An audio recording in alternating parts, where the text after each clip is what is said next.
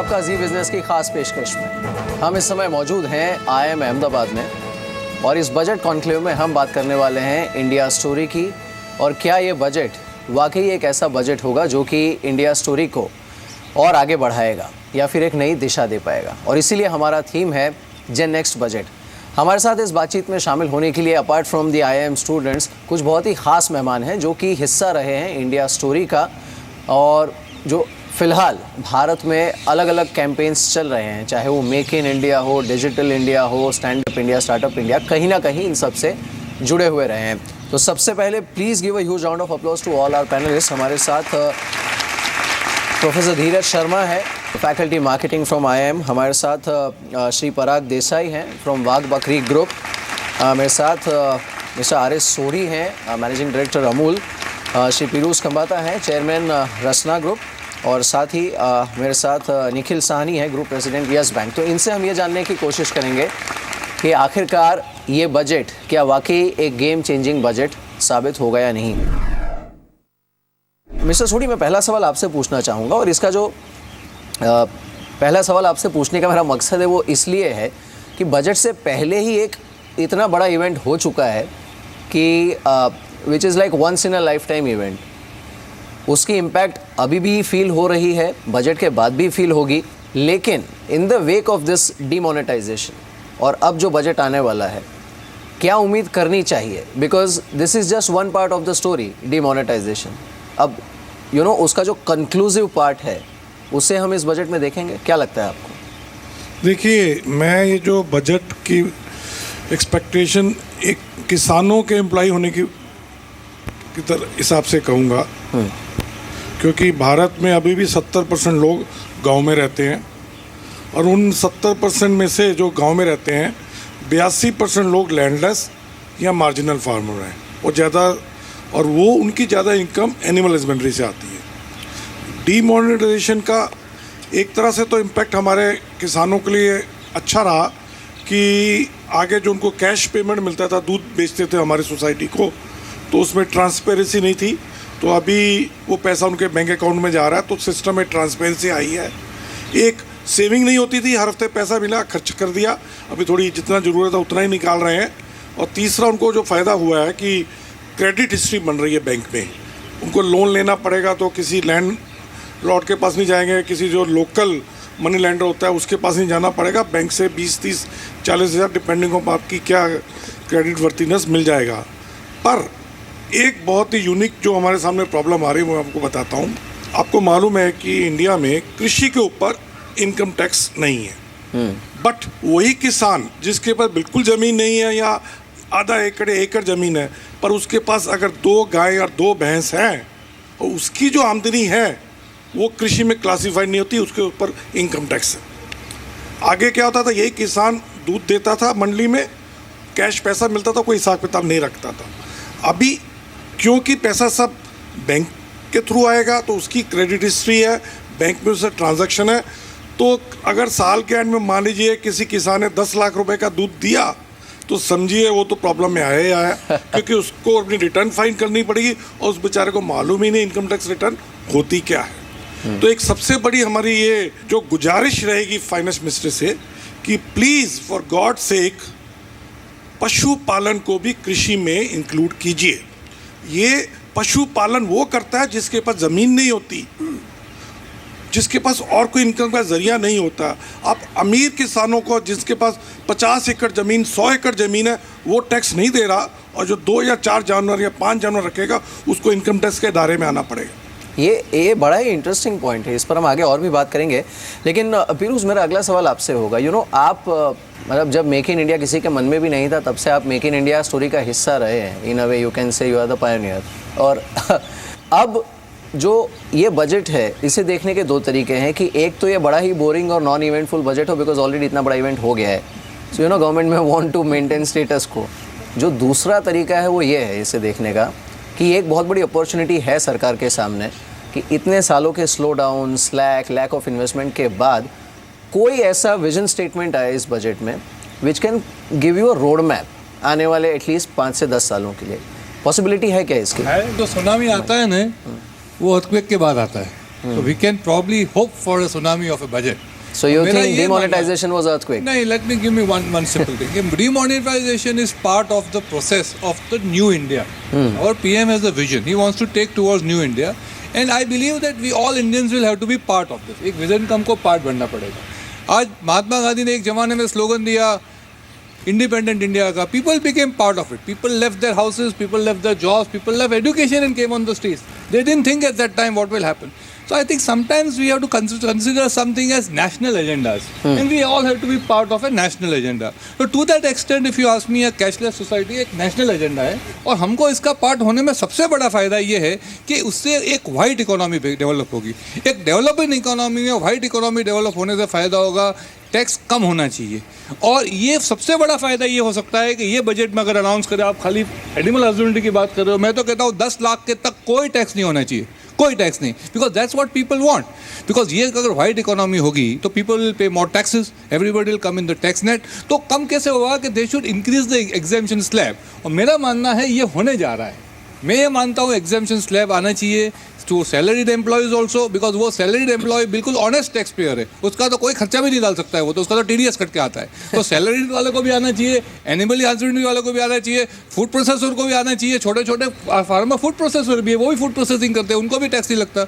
ये मैं एक्सपेक्ट करता हूँ. सेकंड, मैं ये एक्सपेक्ट करता हूँ कि एक जात के बेनिफिट देने चाहिए कैशलेस इकोनॉमी के लिए करने के लिए. इंडिया बेस्ट इंसेंटिव होता है तो हम लोग आ जाते हैं.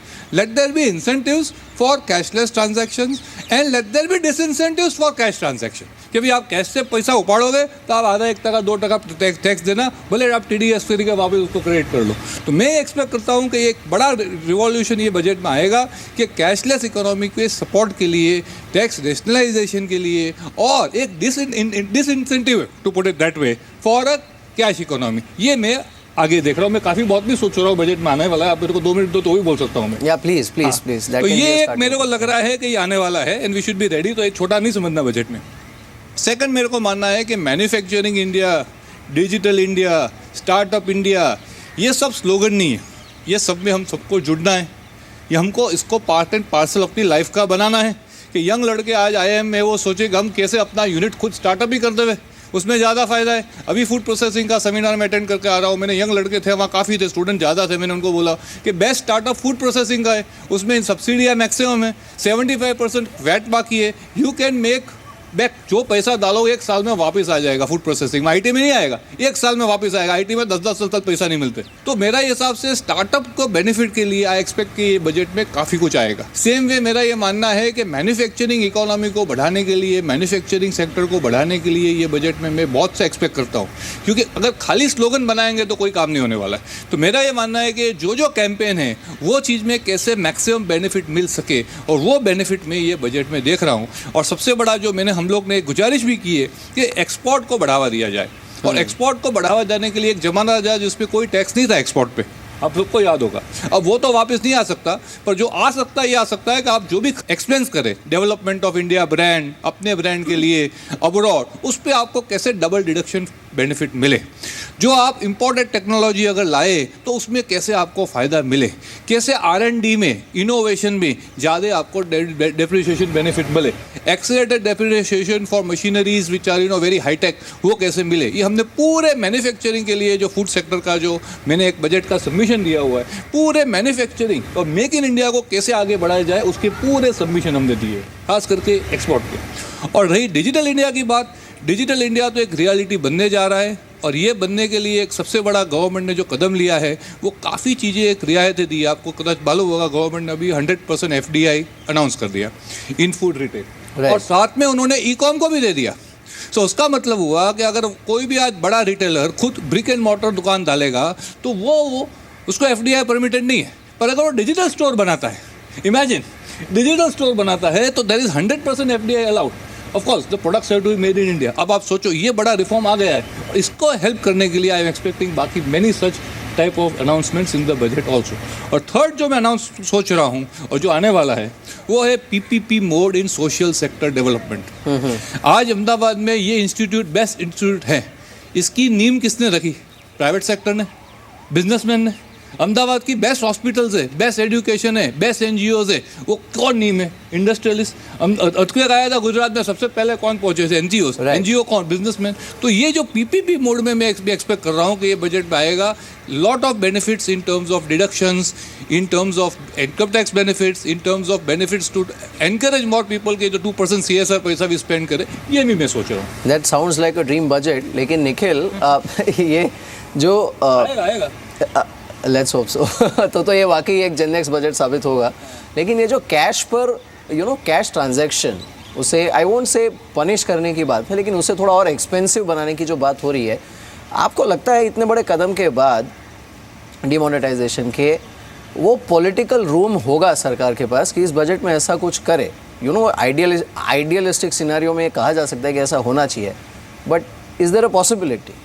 मोस्ट डेफिनेटली पॉसिबिलिटी एग्जिस्ट्स, इसमें कोई दो राय ही नहीं है। I fully concur with most of the points Firoz has made. And cash transactions के ऊपर तो मोस्ट डेफिनेटली हमारे को आसान नहीं रखना चाहिए। We should make it even more difficult, because it is for you to understand. although I take Sodhi Saab's points on what exactly we can do to kind of streamline it, but cash is a cost. We don't realize कि GDP का एक बहुत significant cost है. I cannot estimate it, but cash is significant cost to us as an economy. तो I think cash को हटाने के लिए जो भी आप करें वो अच्छा है, बट इसके अंदर from a budget stand point क्या करना चाहिए? बिकॉज ये लैंडमार्क बजट एक तो इस हिसाब से होने वाला है कि पहली बार हमारे पास एक अलग रेल बजट नहीं होगा, तो हमारे को रेल गाड़ियाँ और नई जो गाड़ियाँ ऐड हो रही हैं, सब्ट्रैक्ट हो रही हैं, लाइन ऐड हो रही हैं, वो शायद सुनने को प्रभु जी से ना मिले, प्रभु से ज़रूर मिले, वो अच्छा रहेगा। But to take this point on cash transactions, I think incentivise इसको करना पड़ेगा। बहुत आसान है कह देना, एक बैंकिंग स्टैंड पॉइंट से मैं बता रहा हूँ, banks make money out of this सब लोग बोलते हैं, बट लेकिन अगर आप बैंकिंग सिस्टम को रोबस्ट नहीं करेंगे तो इसमें प्रॉब्लम आ सकती है। कहना that we want to move digital is fine, but मैं आपको चैलेंजेस बताता हूँ। आपको पता है पॉइंट ऑफ सेल मैन्युफैक्चरर्स इस दुनिया में कितने हैं? Someone wants to take a guess? 2। सारी की सारी point of sale terminal machines पूरी दुनिया के अंदर 2 लोग सप्लाई करते हैं, दे आर ओनली अलाउड। तो क्या हमारे पास आज की डेट में मेक इन इंडिया की आप बात कर रहे हैं? Can someone out of these kids come out and create an institution that makes a POS terminal? One. Related point, fintech. Digital payments is all going to be about fintech. मैं budget से expect करूँगा कि fintech के लिए आप कोई policy बनाइए, आप कोई सॉप्स दीजिए। साइबर सिक्योरिटी रियलाइज़ नहीं कर रहे हैं हम लोग। मैं आपको ये भी चीज़ बताना चाहूँगा, because we are talking about cash transactions and digital, and that is the area of my interest and my the area that I know well. आज की डेट में जितने साइबर सारे के सारे आपके जो हैकर्स होते हैं, वो भारतवर्ष को देखना नहीं चाहते थे। वो कहते थे अपॉर्चुनिटी नहीं है, यहाँ कोई डिजिटल ट्रांजैक्शन नहीं होती है। आज उन सबको अपना IRR नज़र आ रहा है कि अगर हिंदुस्तान के अंदर वो घुस जाएं। तो साइबर सिक्योरिटी के एंड पे आप पॉलिसी को लेके आइए, उसके अंदर कुछ इंसेंटिवाइजेशन दीजिए जो उसके अंदर इनोवेशन करता है। These are items apart from giving benefits. अब वो तो सबका होता है कि टैक्सेशन में बेनिफिट्स होने चाहिए, I don't want to get into all of that, but transaction side पे। And one more important thing, मतलब this is a slightly different point from what has been made, and it's more on the consumer side, because ultimately अगर आपको देश को आगे चलाना है तो कंज्यूमर के हाथ में और पैसा होना ज़रूरी रहेगा। बिल्कुल, that is when things will move। मेरे हिसाब से बहुत बुरी तरह से ज़रूरत है टू रियलाइज़ कि आज की डेट में, आज से 15-20 साल पहले कुछ एक सिस्टम्स बनाए गए थे कि 1.5 लाख रुपए का इंटरेस्ट जो है आपका ऑन अ होम लोन वो होना चाहिए, या आपने 1 लाख रुपए के लेवल्स रखे। I completely agree with Firoz point, 10 lakhs, मतलब 10 लाख और 1 लाख में बहुत फ़र्क हो चुका है। There is a sincere need to say कि आज रियल वैल्यू क्या है उस पैसे की। आप टैक्स तो करते जा रहे हैं, कोई दिक्कत नहीं है, मैं कह रहा हूँ आप टैक्सेशन रेट उसके बियॉन्ड बढ़ा लीजिए, but you should at least try and see इसके अंदर क्या हो सकता है, बिकॉज कुछ एक रिकिंडल करने की यहाँ पे बहुत आवश्यकता है। 1.5 लाख रुपए का इंटरेस्ट क्या है आज की डेट में होम लोन में, आप लोग ही समझ लीजिए। जी, आप कुछ कहना चाह रहे थे? Then will go to students. मैं निखिल जी की बात पे एक ऐड करना चाहूँगा। ये डिजिटल ट्रांजैक्शन है, इसकी जो कॉस्ट है, it should not become a middle man. हम बात कर रहे हैं कि कैशलेस और डिजिटल ट्रांजैक्शन होनी चाहिए, बट हमको इसकी कॉस्ट भी देखनी चाहिए। कई जैसे जो वॉलेट पेमेंट है या कई की कॉस्ट 1 से लेकर 4% है, और एक रिटेलर, मैं दूध की बात करता हूँ, दूध में एक रिटेलर को 3 से 4% मिलते हैं, अगर उसने डिजिटल पेमेंट लेना शुरू कर दिया, आधा तो बैंक वाले ले जाएंगे, एक और मिडलमैन बीच में आ गया। और कई जगह तो 4% लेते हैं। तो मेरे आई एक्सपेक्ट कि इस बजट में government should curb transaction cost through wallet और through credit card. It should not be a 0.2 या 0.3% से अगर ज़्यादा होगी तो ये चलने वाला नहीं है, क्योंकि आम कस्टमर और आम वेंडर और रिटेलर इसको एक्सेप्ट नहीं करेगा। हमारे जो मार्जिन्स में कहीं सेट नहीं होगा।